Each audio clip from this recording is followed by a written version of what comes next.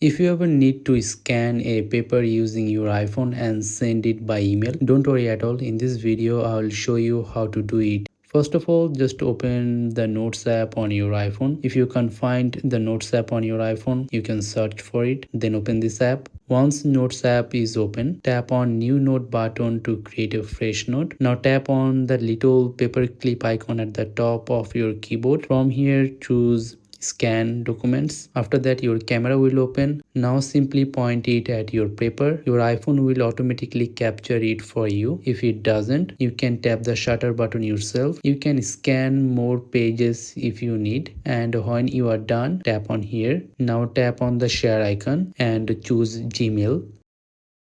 Now enter the email address of the person you want to send it to and then tap send.